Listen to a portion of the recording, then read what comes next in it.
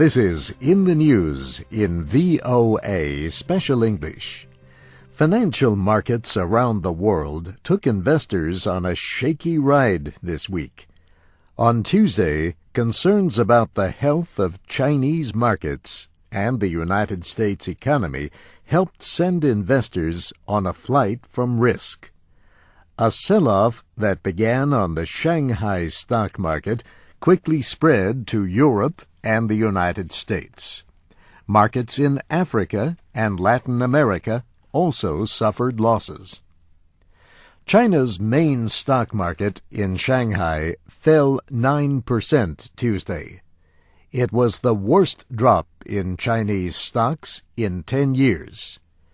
Investors hurried to sell their stocks as concern spread that the government might raise interest rates. There were also unconfirmed reports of a possible new tax on capital gains. Chinese officials denied those reports. On Wall Street, the Dow Jones Industrial Average of 30 major stocks dropped 416 points, more than 3%. That was a loss of about $6 billion of shareholder value on the New York Stock Exchange. It was the biggest one-day drop since the first day of trading after the terrorist attacks in September 2001. But at one point Tuesday, after a month of moving up, the Dow was down as much as 546 points.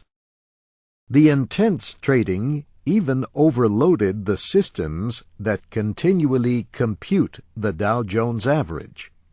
Traders had the wrong information for 70 minutes. But the Dow Jones Company says it does not believe that the delay worsened the drop in the market. Investors may have also been influenced by comments from Alan Greenspan. On Monday, the former chairman of the Federal Reserve said a recession was possible in the United States by the end of the year. Later, though, he said a recession is possible but not probable. The current Federal Reserve chairman told Congress that the markets in the United States seemed to be working well. Ben Bernanke said the central bank still expects moderate growth in the economy this year. His comments Wednesday seemed to help calm the markets. A better-than-expected manufacturing report on Thursday also helped stock prices after an early drop on Wall Street.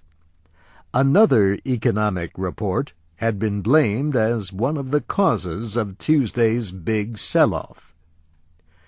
On Tuesday, the Commerce Department reported the biggest drop in 3 months in orders for durable goods in January.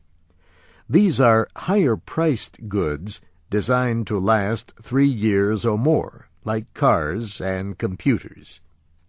There was also concern in the markets this week about companies that deal in subprime home loans.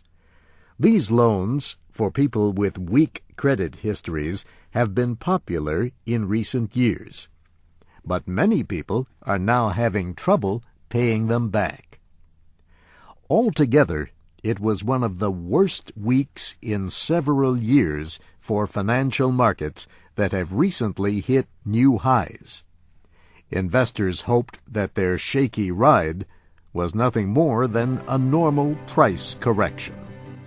And that's In the News, written by Brianna Blake.